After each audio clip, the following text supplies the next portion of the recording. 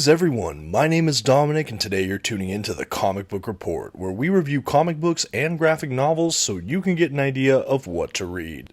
And being the Marvel fanboy that I am, today's list video is 5 must-read Marvel Comics runs. I can't wait to dive in to talk about some of my favorite Marvel comics of all time, but before we do, just a quick shout out to our channel sponsor, OrganicPriceBooks.com.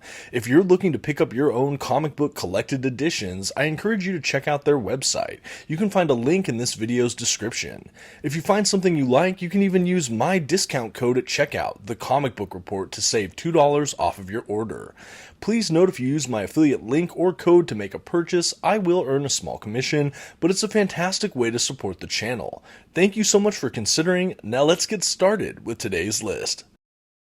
In no particular order, we're going to go ahead and kick this list off with Uncanny X-Men by Chris Claremont.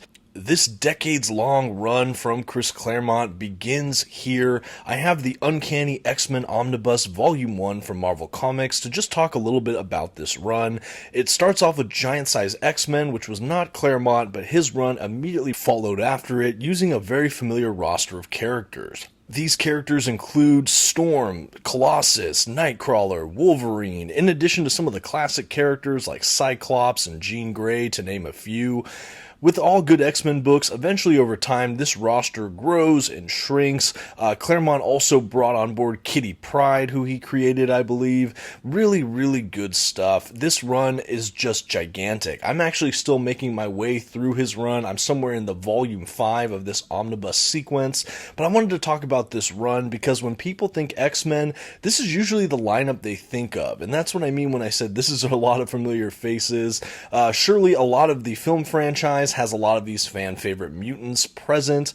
I know that film franchise also is heavily based on the new X-Men from Grant Morrison, but at any rate, this is really what revitalized the X-Men title. Between Giant Size X-Men and the Claremont run immediately following it, this is where we got the mutant boom. This is really taking place around the late 70s, throughout the 80s and 90s, I would say is maybe some of the pinnacle of X-Men popularity, and that's all essentially helmed by Chris Claremont. One of my favorite features of this run is that he kind of overlaps storylines and you get a lot of subplots going on. It never feels overcrowded, and yet the seeds of all of his big ideas sometimes take place 10, 20, 30 issues earlier, and we just have this slow building character development, and we have all of these interesting, fascinating stories. He makes the X-Men a space epic, grounded here in New York, and so much more. We go through so many changes across his run, but this is just one of my favorite Marvel Comics runs of all time. I think for me, what I love about X-Men and the mutants in general are these are people that have their powers forced on them. There was no inciting incident, it's just part of who they are. They're so outcasted by society, so right away they're an underdog force to be reckoned with, and because it's a whole team, well, you have some of the joys of a team book, which is some great character dynamics. We have so much character development across Claremont's run.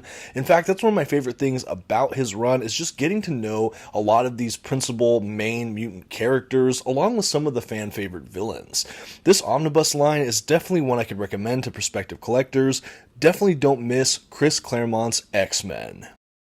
Next on my list today, my favorite superhero character of all time, of course I'm talking about Daredevil. In the comic run I want to talk about today is the Frank Miller Klaus Janson run from Marvel Comics. This took place, I believe, at the end of the 70s as well, similar to the start of the Claremont era. Marvel is just booming on all cylinders, frankly, and honestly, I love this character. He is my favorite superhero character, like I just mentioned, and even though he is my favorite, I will say the Miller run is actually not my favorite comic book run.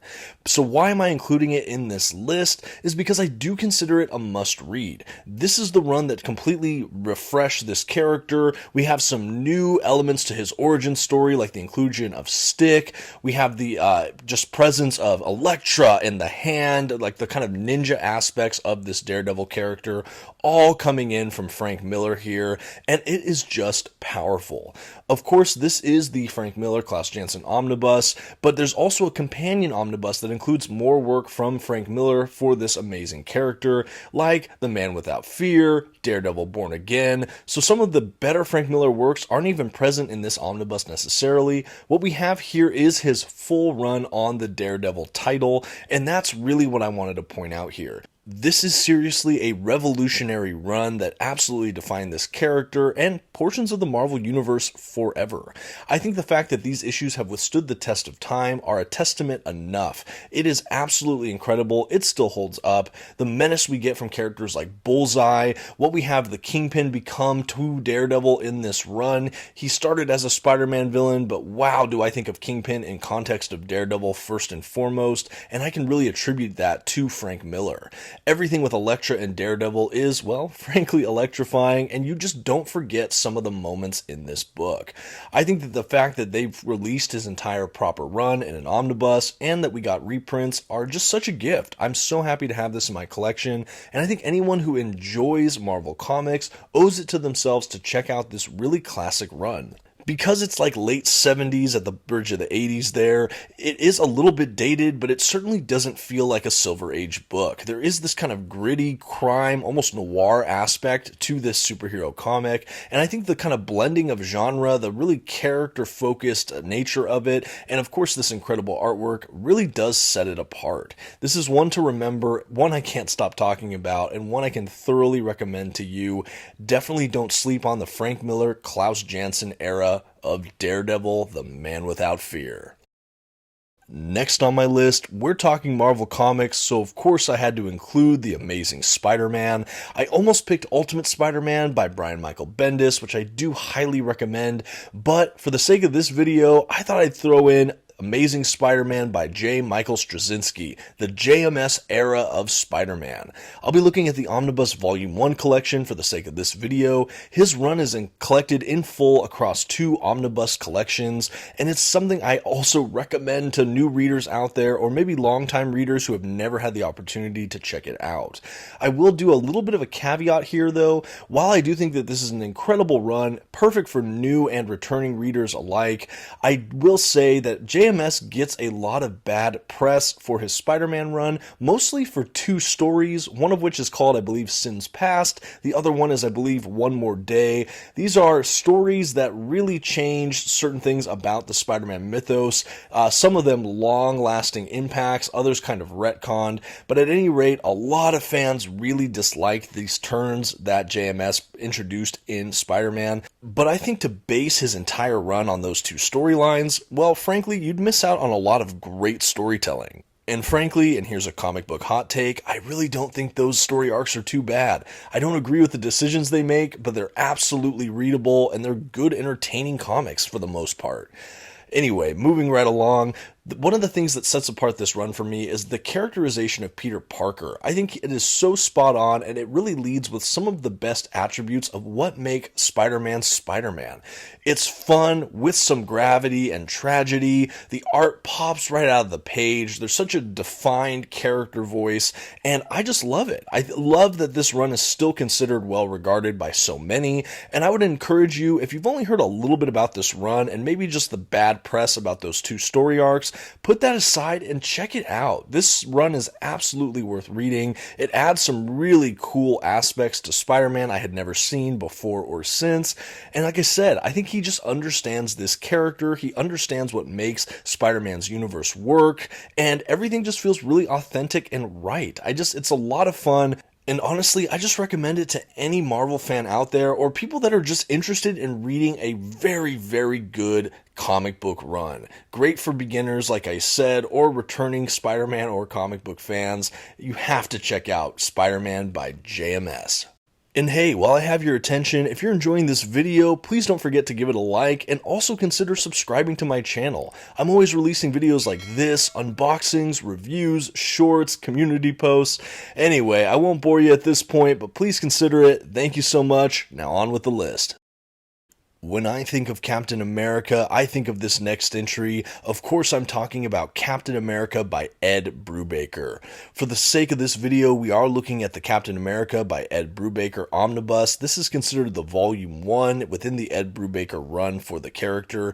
This is one of 5 volumes. That sounds like a lot, but some of these omnibus editions are quite small. But overall, this run is absolutely incredible. The gold standard for this character for me, it completely just eclipses everything else I think about when I think about Captain America now.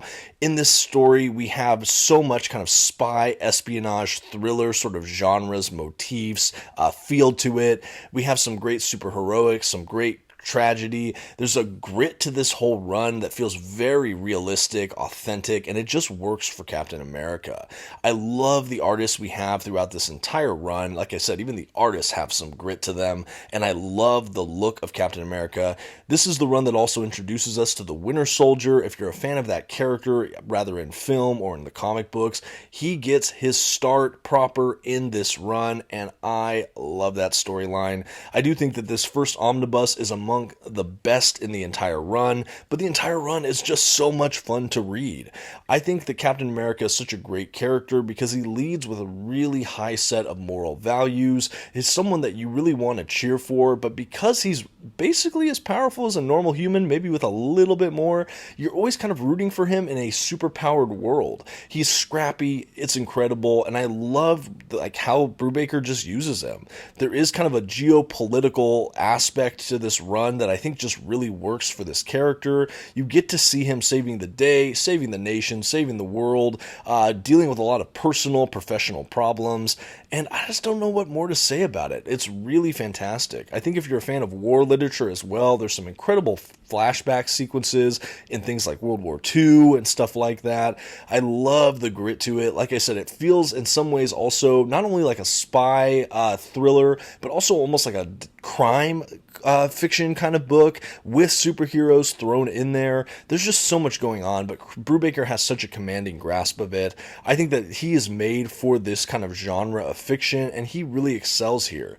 This is my favorite Brubaker stuff I've ever read for his Big 2 work that's in Marvel or DC. I do also like his Daredevil run, I will say that here as well, but it does not eclipse what we have in the Captain America run. It's absolutely outstanding. I recommend it to those trying to seek some of Marvel Comics' best runs of all time. And last, but certainly not least on this list today, I have to talk about Fantastic Four by Jonathan Hickman. I'm going to be looking at Omnibus Volume 1 for the sake of this video today, but he also wrote his run across 2 Omnibus editions, so it's a 2-volume set to complete his entire run, and let's just say, well, frankly, it's fantastic. This to me is the high bar for Fantastic Four. Although it is among some really fantastic comic book runs, the Stan Lee, Jack Kirby run, what I've read of John Byrne's era, I even really like the Matt Fraction stuff. There's just been so many good runs for Fantastic Four. I think as a franchise, this is often too overlooked, but honestly, it should really be sought out, particularly this run. If you've never read something by Jonathan Hickman, he's sometimes known for really dense, kind of heady, really, really long, epically scoped narratives, and that is on full display in Fantastic Four. He really works well with this kind of science fiction backdrop, including all of these kind of family characters. We get sort of a universal, multiversal consequence kind of conflict here. We have so many epic moments that we get to see the kind of rising action, ultimate climax, and resolution for his run across these 2 volumes. And it's just breathtaking. I can't believe how many plot threads and how well he just builds momentum, his pacing, everything in here. It's just such a fun time. If you're a fan of really more cerebral comic books within that superhero genre, if you like science fiction, if you like a good action series as well, this has everything. Jonathan Hickman, like I said, is at full command of his powers here. I absolutely love it. This is also a really key run in his whole Marvel milieu. I also recommend his Avengers run and, of course, Secret Wars. all his work here kind of culminates in Secret Wars, and so reading this is really just great. I do think that it's perfect for brand new readers, but you can also jump in to his overall Marvel story by going here and then going into things like Avengers. I just think it's just really well done. I love the artwork throughout it. I love just how intense this franchise gets, and I think because maybe Fantastic Four wasn't always one of my favorite titles, but after Hickman's run, it absolutely has become that. I've gone back and enjoyed the Silver Age. I've enjoyed other kind of modern runs. I absolutely love these characters, and that's in no small part due to what Jonathan Hickman did within these pages. I'll also say that while I think there's a good balance with all the Fantastic Four lead characters, there is definitely more of an emphasis on characters like Mr. Fantastic and the Human Torch across his run, so if you enjoy those characters in particular, it's even more of a must-read. Definitely check it out. I guarantee you'll never forget it. Well, maybe not guarantee, but it's still dang good. Okay, and that's going to round out 5 must-read Marvel comic book runs. I aimed for a little bit of a speedier video today than normal to see how you all like watching it rather than the 20-30 minute videos, but definitely provide feedback on that in the comments below. I'm still fine-tuning how I handle these list videos, and also I'd love to see comments about what are your favorite Marvel comic book runs. Which runs have I missed? Definitely let me know in the comments. If you'd like to see any of these titles reviewed, I have reviewed some of them. If you have some requests, I'd always like hearing those as well. Always enjoy hearing from you. And from the bottom of my heart, thank you so much for watching. This has been the Comic Book Report. Please again, don't forget to leave a like, maybe check out one of my other videos, and until next time, have a good one.